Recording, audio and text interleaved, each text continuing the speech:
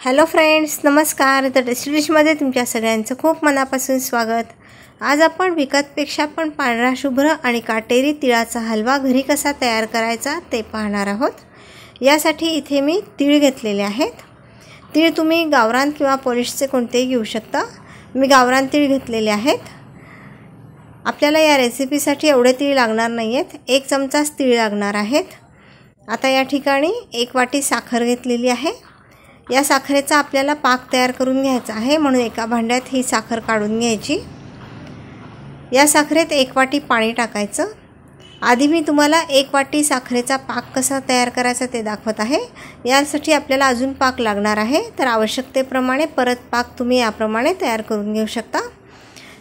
हे भांडं गॅसवर ठेवायचं आणि साखर आपल्याला चांगली विरघळवून घ्यायची आहे पाण्यात.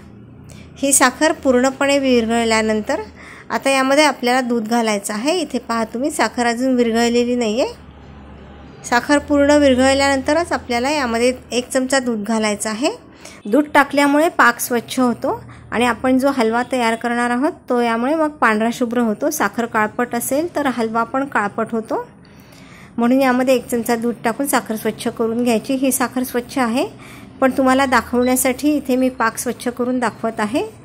साखर काळपट असेल तर दूध टाकल्यामुळे दुधाला उकळी आल्यानंतर या दुधाला लागून सगळी मळी वरती येते आणि मग ही मळी आपण काढून घेऊ शकतो. या साखरेत मळी नाही आहे, म्हणजे ही साखर स्वच्छ आहे, त्यामुळे याला दुधाला लागून जास्त मळी निघणार नाही आहे. तुम्ही याप्रमाणे दूध टाकून पाक स्वच्छ करून घेऊ शकता. आता या मिश्रणाला उकळी आलेली आहे. पाक चेक करू आपण. या पाकाला तार वगैरे येऊ द्यायची नाही आहे. 1 तार 2 तार अशी येऊ द्यायची नाही आहे. हा पाक गुळगुळीत लागला पाहिजे बोटांना. ज्याप्रमाणे तेल लागतं बोटांना गुळगुळीत, त्याप्रमाणे हा पाक तयार करायचा आहे आपल्याला. आपण जिलेबीसाठी किंवा गुलाबजामुनसाठी जसा पाक तयार करतो तसा पाक तयार करून घेतल्यानंतर आता हा पाक गाळून घेतलेला आहे आणि हे गाळणीवरचं मिश्रण टाकून द्यायचं आहे आपल्याला. आणि हा पाक आता आपण हा हलवा तयार करण्यासाठी वापरणार आहोत. याप्रमाणे आपला हा पाक तयार झाला पाहिजे. आता गॅसची जी सगळ्यात कमी शेगडी असते, म्हणजे सगळ्यात कमी जो गॅस चालतो तो आपल्याला वापरायचा आहे. 2 शेगडीचे असतात गॅस किंवा 3 शेगडीचे असतात. यातला जो सगळ्यात स्लो गॅस चालतो तो आपल्याला वापरायचा आहे. हा स्लो गॅस पण आपल्याला कमी फ्लेमवर ठेवायचा आहे. आणि यावर एक अशी ॲल्युमिनियमची कढई ठेवलेली आहे आणि या कढईत एक जाडबुडाची स्टीलची कढई ठेवलेली आहे. स्टीलची जाडबुडाची कढई नसेल तर पितळी कढई पण तुम्ही घेऊ शकता. आणि ताटात पण हा हलवा तुम्ही तयार करून घेऊ शकता.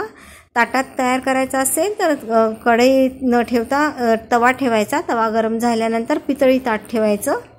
ताट स्टीलचं ठेवायचं नाही, पितळीच ताट ठेवायचं आणि मग याप्रमाणे हलवा करून घ्यायचा. स्टीलच्या कढईत पण हा हलवा छान तयार होतो. आणि यासाठी आपण जो चमचा वापरणार आहोत तो आपल्याला स्टीलचा किंवा लाकडी वापरायचा नाही आहे. असा सिलिकॉनचा ब्रश येतो तो वापरायचा आहे आपल्याला. यामुळे या हलव्याला काटा आला तर तो हा काटा मोडत नाही आणि बोटांना आपल्याला चटके बसत नाहीत. पूर्वीच्या स्त्रिया हा हलवा करताना हाताने हा हलवा हलवून तयार करत असत, त्यामुळे बोटांना खूप चटके बसायचे. त्यामुळे आपण असा सिलिकॉनचा ब्रश वापरणार आहोत. आता 1 चमचा तीळ कढईत टाकलेले आहेत. यामध्ये 2-3 थेंब पाक टाकायचा आणि याप्रमाणे या ब्रशने असं गोल गोल फिरवायचं हे मिश्रण. पहिल्यांदा पाक टाकल्यानंतर कढईला हा पाक चिकटतो आणि त्यामुळे तीळ पण कढईला चिकटतात. तर पहिल्यांदा 1-2 वेळेस आपल्याला उलटण्याने हे तीळ काढून घ्यावे लागतील. जोपर्यंत या तिळावर साखरेचा पाक चढत नाही तोपर्यंत हे तीळ चिकटतील, नंतर चिकटणार नाहीत. यामध्ये पाक टाकताना आपण जो पहिला पाक टाकलेला आहे तो पूर्णपणे कोरडा झाल्यानंतर आणि हे तीळ पूर्ण मोकळे मोकळे झाल्यानंतरच मग यामध्ये परत पाक टाकायचा आणि ब्रशने एकाच दिशेने हे मिश्रण गोल गोल फिरवून घ्यायचं. याप्रमाणे हे तीळ आता आपण उलटण्याने एकदा काढून घेऊ. सगळे तीळ आपल्याला एका ठिकाणी असे गोळा करून घ्यायचे आहेत आणि मगच यात पाक टाकायचा आहे. पाक टाकताना खूप थोडा थोडा टाकायचा, म्हणजे अगदी 2-2, 3-3 थेंबच पाक टाकायचा आहे. खूप वेळ लागतो हा तिळाचा हलवा तयार करण्यासाठी आणि या तिळावर काटा येण्यासाठी. हा पूर्ण हलवा तयार करण्यासाठी 2 दिवस तरी लागतात. म्हणजे आपण कशाप्रमाणे आपल्याला वेळ मिळतो हा हलवा तयार करण्यासाठी त्यावर डिपेंड आहे. मी एका दिवसात तुम्हाला 1 वाटी पाक जिरल्यानंतर कसा हलवा तयार झालेला आहे ते पण दाखवते आणि दुसऱ्या दिवशी मग यावर पाक चढवून घेतल्यानंतर किती हलवा मोठा होतो तो पण दाखवत आहे. पूर्ण 1 वाटी पाक यामध्ये आपण जिरवल्यानंतरच यावर काटा दिसू लागतो. हे पहा, याप्रमाणे आता या तिळावर साखरेचा थर जमू लागलेला आहे. तर हे तीळ खाली चिकटत नाहीत. पण ह्यात पाक टाकताना सगळे तीळ एका ठिकाणी गोळा करायचे आणि मग थोडा थोडा पाक टाकून याप्रमाणे ब्रशने हे मिश्रण असं गोल गोल फिरवायचं. 15 ते 20 वेळेस याप्रमाणे पाक टाकून गोल गोल फिरवल्यानंतर या कढईत थोडा खाली पाकाचा थर जमा होतो, म्हणजे साखरेचा थर जमा होतो. तर हे जे तीळ आहेत ते आपल्याला एका ताटात काढून ठेवायचे आहेत आणि ही कढई स्वच्छ करून घ्यायची आहे. स्वच्छ धुवून घ्यायची आणि पुसून घ्यायची. मग परत यामध्ये तीळ टाकून पाक आपल्याला असा जिरवून घ्यायचा आहे. यामध्ये इथे पाहू शकता तुम्ही, याप्रमाणे अशी खाली पांढरी पांढरी साखर जमू लागलेली आहे. आता आपण अजून 2-3 वेळेस यामध्ये पाक टाकून गोल गोल फिरवून घेतल्यानंतर ही कढई हे तीळ काढून ठेवू आणि स्वच्छ करून घेऊ.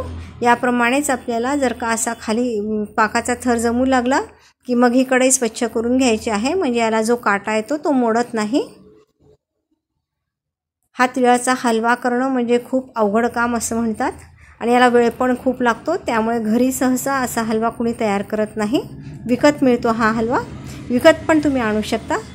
पण घरी कसा तयार करायचा याची आपल्याला क्युरिओसिटी असते. तर याप्रमाणे तुम्ही पाहू शकता घरी कसा हलवा तयार करतात.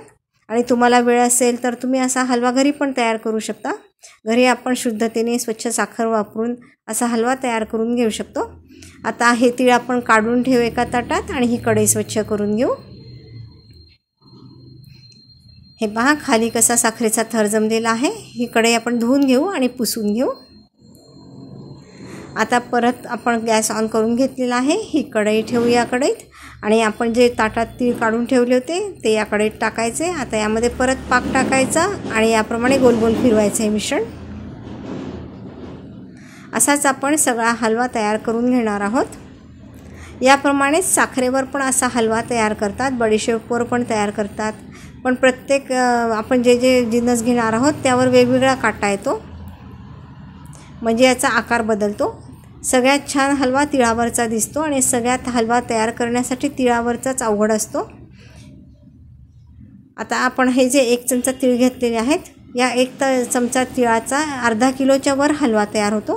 हे पहा, अर्धी वाटी पाक आपण यामध्ये जिरवल्यानंतर याप्रमाणे या तिळावर असा साखरेचा थर जमा झालेला आहे आणि बराच आपण हा हलवा असा वाढलेला आहे. इथे तुम्हाला दिसत आहे. याप्रमाणेच आपण गोल गोल फिरवत असा साखरेचा पाक यामध्ये जिरवून घेऊ.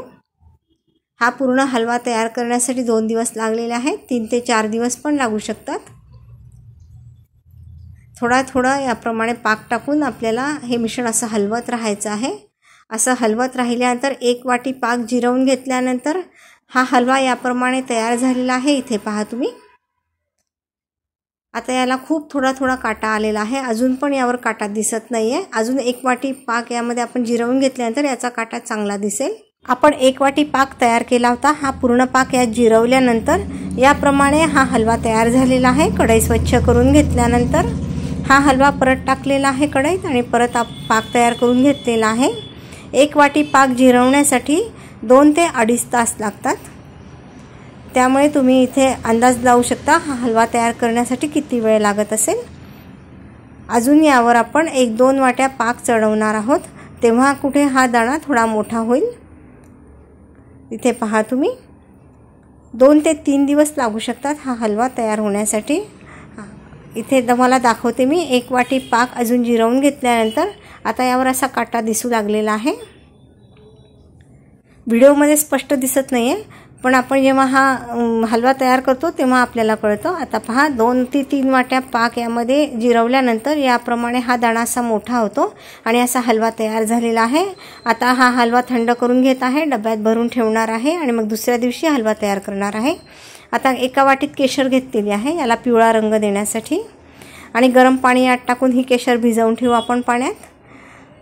आणि एका भांड्यात ही केशर भिजवल्यानंतर काढून घ्यायची आणि आपण पाक तयार करून ठेवलेला आहे यातला 2-3 चमचे पाक या पाण्यात टाकायचा आणि याला उकळी येऊ द्यायची, म्हणजे हे मिश्रण घट्ट होईल. कारण आपण पाण्यात ही केशर भिजवून ठेवलेली आहे, पाकात पण तुम्ही भिजवून ठेवू शकता.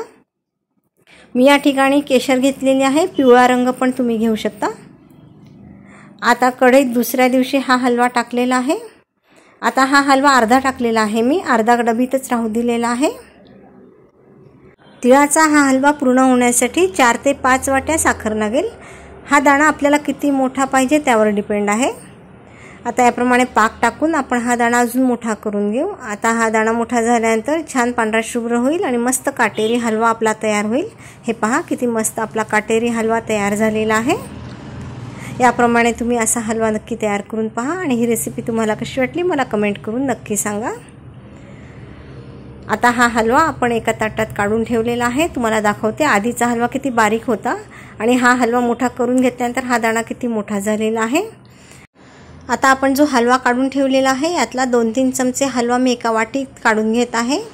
याला आपल्याला पिवळा कलर द्यायचा आहे। आपण जो केशरचा पाक तयार करून घेतलेला आहे तो पाक यामध्ये थोडा थोडा टाकून याला पिवळा कलर येईपर्यंत आपण याप्रमाणे गोलगोल असं हलवत राहू, म्हणजे याला छान पिवळा कलर येईल। मी इथे केशर वापरलेली आहे, फूड कलर पण तुम्ही वापरू शकता। याप्रमाणे मस्त आपला काटेरी आणि पांढरा शुभ्र हलवा घरीच तयार होतो। फ्रेंड्स, ही रेसिपी तुम्हाला कशी वाटली मला कमेंट करून नक्की सांगा आणि या काटेरी तिळगुळाच्या गोड गोड हलव्याप्रमाणेच मकर संक्रांतीच्या तुम्हाला खूप गोड गोड शुभेच्छा। इथे पहा तुम्ही किती मस्त पिवळा कलर याला आलेला आहे। आता ज्या ताटात आपण पांढऱ्या कलरचा हलवा काढून ठेवलेला आहे त्यामध्येच हा पिवळ्या कलरचा हलवा मिक्स करून घेऊ। हे पहा किती मस्त आपला हलवा तयार झालेला आहे। हलवा असा तयार करून घेतल्यानंतर दुसऱ्या दिवशी 1 तास उन्हात ठेवायचा, म्हणजे छान पांढरा शुभ्र होतो। याप्रमाणे तुम्ही फूड कलर वापरलेला असेल तर पाकात कलर मिक्स करून केशरी, लाल आणि गुलाबी पण हलवा तयार करून घेऊ शकता। फ्रेंड्स, व्हिडिओ आवडला तर लाईक करा, शेअर करा आणि प्लीज चॅनलला सबस्क्राईब करायला विसरू नका। समोर असलेल्या बेल आयकॉनवर क्लिक करा, म्हणजे पुढे येणाऱ्या सगळ्या व्हिडिओचे नोटिफिकेशन्स सगळ्यात आधी तुम्हाला मिळतील। व्हिडिओ पूर्ण पाहिल्याबद्दल थँक्यू, धन्यवाद।